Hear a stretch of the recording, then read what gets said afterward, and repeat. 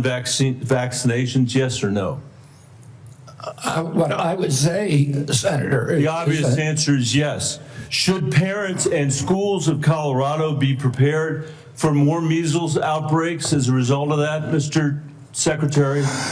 Senator, how about more mumps outbreaks? I do not anticipate a change in the MMR vaccine. ACIP is an independent panel. So well, it's a panel you just put those folks on. Far from what you said, they're people with ideas that are completely outside the mainstream. You mean out of the pharmaceutical paradigm? Let me just say, Mr. Secretary, all these vaccines that we're talking about today are free and accessible to parents today in America who have the freedom to be able to make that choice for their children. Will that be true after your handpicked panel makes their judgments about these vaccines?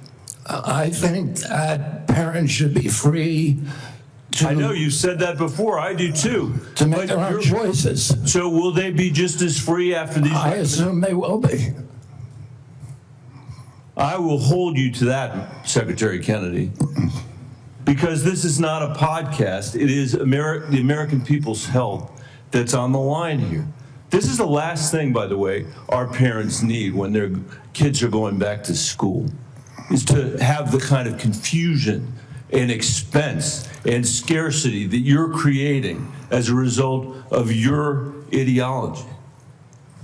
I think it's critical for you to share the evidence that this panel will rely on. Will you give the American people 6 months or 6 weeks in advance the record that they're going to rely on to make these decisions? Will you make it transparent for the American people? All the evidence is transparent. Will you make it in advance transparent for the American people so they can comment on it? All the evidence is transparent for the first time in history, and you were never there complaining when the pharmaceutical companies were picking those people and then running their products through with no safety testing. You can characterize it any way you want. I quoted them today. What I said was accurate. What you said were lies. You described people moving the Titanic. Are you saying that the mRNA vaccine has never been associated with myocarditis or pericarditis in teenagers? I am simply. Is that what you're trying to tell us? I am simply trying to say that the people that you have put on that panel, after firing the entire. You're evading the question. No, I'm asking the questions here, You're Mr. Kennedy. evading that question. I'm asking the questions, Mr. Kennedy. I'm asking the questions for Mr. Kennedy on behalf of parents and schools and teachers all over the United States of America who deserve so much better than your leadership. That's what this conversation is about, Mr. Chairman. Senator, they deserve the truth, and that's what we're going to give them for the first time in the history of that agency. Senator Cassidy. Thank you. I'll try and restore a little calm here. And I'm approaching this as a doctor, not as a senator. I am concerned about children's health, seniors' health, all of our health. And I applaud you for joining the president in a call for radical transparency. Thank you for that. I said yesterday, I believe it, that President Trump deserves a Nobel Prize for Operation Warp Speed. If he had been President Obama, he would have gotten it.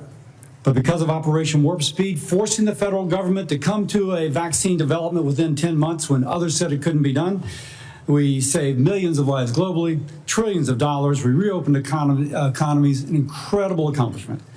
Mr. Secretary, do you agree with me that the president deserves a Nobel Prize for Operation Warp Speed? Yeah, absolutely, Senator. That was phenomenal. Let me ask you, but you just told Senator Bennett that the COVID vaccine killed more people than COVID. Wait, that was a statement. I did not say that. Okay, then let me ask, because you also... Senator, I just want to make clear, I did not say that. We'll check the record. That's a question of fact. You also said that you were also, as lead attorney for the Children's Health Defense, you engaged in multiple lawsuits attempting to restrict access to the COVID vaccine.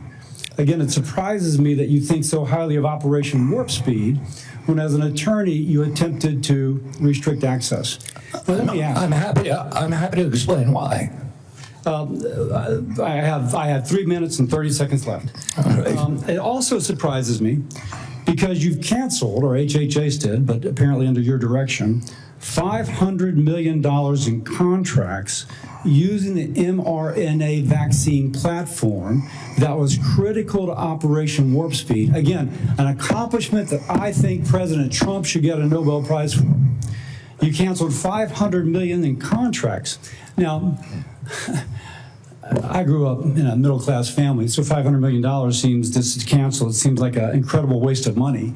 But it also seems like a commentary upon what the president was attempting, what the president did in Operation Warp Speed, which is to create a platform by which to create vaccines.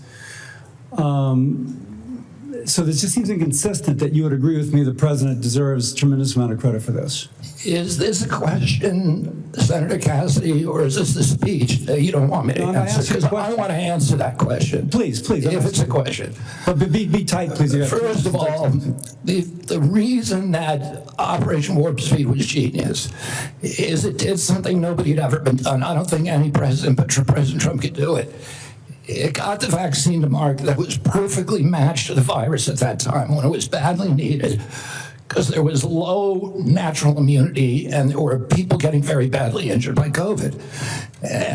But it was also brought in therapeutics like hydroxychloroquine and ivermectin and protocols for treatments.